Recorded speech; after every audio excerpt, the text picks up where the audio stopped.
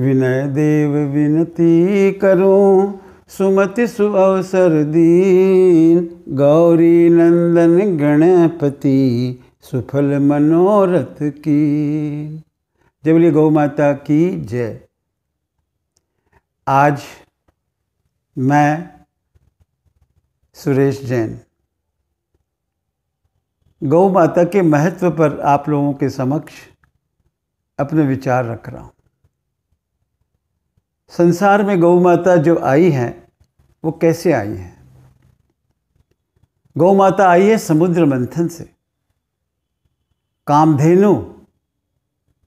कामधेनु गौ माता जो है वो जब समुद्र मंथन हुआ और राक्षस और देवों के बीच में जब बंटवारा हुआ तो उसमें गौ माता जो है वो देवों के पक्ष में आई। और जब से गौ माता आई है तब से संसार में उसका उपकार बहुत ज़्यादा है, जो हमें समझ में आना चाहिए। देखिए, एक बार की बात है कि गौ माता के बारे में पूछा गया शिव जी से, तो शिव जी ने बताया कि गौ माता बहुत ही महत्वपूर्ण है, इसके रोम रोम में देवताओं का वास है। वो कैसे? एक बार की बात है कि सारे देवी देवता ब्रह्मा जी के पास पहुँचे और उन्होंने कहा कि हम सभी देवी देवता एक साथ रहने में बहुत दिक्कत हो रही है और हमें एक दूसरे के प्रति कहीं ना कहीं कुछ न कुछ हमारा मनमुटाव हो जाता है, तो ऐसा कोई जगह बताइए जहाँ पे हम सब अच्छी तरह से रह सकें। तो ब्रह्मा जी ने कहा कि आप एक काम करो, गौ माता के शरीर में जितने रोम रोम है, एक एक रोम रोम में आप जाके बस जाओ। आप लोगों को शायद जानकारी है या नहीं है, लेकिन ये बात सही है कि गौ माता के रोम रोम में सारे देवी देवता बस गए। और आज इसीलिए पुराणों में कहा गया है कि एक गौ माता के शरीर में 33 करोड़ देवी देवता होते हैं। अब रोम रोम में देवी देवता बस गए, लेकिन तब तक लक्ष्मी जी और गंगा, ये दोनों माताएं आई और बोली ब्रह्मा जी से कि रोम रोम में सारे देवी देवता बस गए, अब हमारा कहाँ स्थान है, अब हम कहाँ जाएं, हमसे तो विलम्ब हो गया। तब ब्रह्मा जी ने कहा कि देखो, गौ माता से जाके तुम निवेदन करो, वो जगह देगी। तो गौ माता तो वैसे ही करुणामयी माता होती है, तो उन्होंने कहा कि कोई बात नहीं है।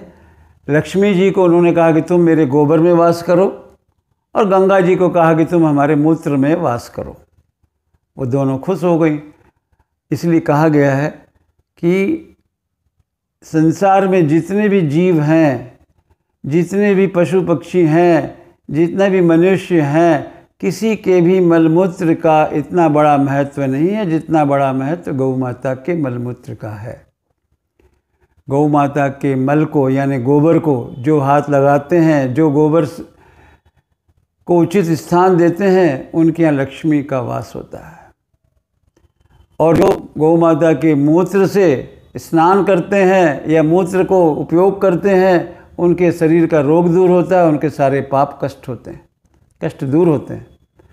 तो कहने का अर्थ यही है कि गौ माता का बहुत महत्व है, लेकिन हमारा समाज आज गौ माता की सेवा में विमुख हो रहा है और धीरे धीरे गौ माता के महत्व को हम कम होता पा रहे हैं। इसलिए उनका आप देख रहे हैं कत्ल खानों में बहुत ज़्यादा हत्याएं हो रही हैं, बहुत कष्ट में हैं। इसलिए हम सब गौ भक्तों को चाहिए कि गौ माता की रक्षा करें। अगर उन्हें घर में पालन नहीं कर सकते हैं तो गौशालाओं में जहाँ गौ माता का पालन हो रहा है वहाँ आप जाएं और कोशिश करें कि उनके गोबर को उठाएं, उनके मूत्र में आप अपना जो कुछ भी हो आप अपना उसमें हाथ धोएं, कुछ भी करें, बट ये आपके लिए बहुत ही पुण्यशाली कार्य होगा। और आप घर से रोज़ कुछ न कुछ दान गौ माता के भोजन के लिए निकालें तो इसका बहुत लाभ मिलेगा। आज बस इतना ही। जय बोलिए गौ माता की जय।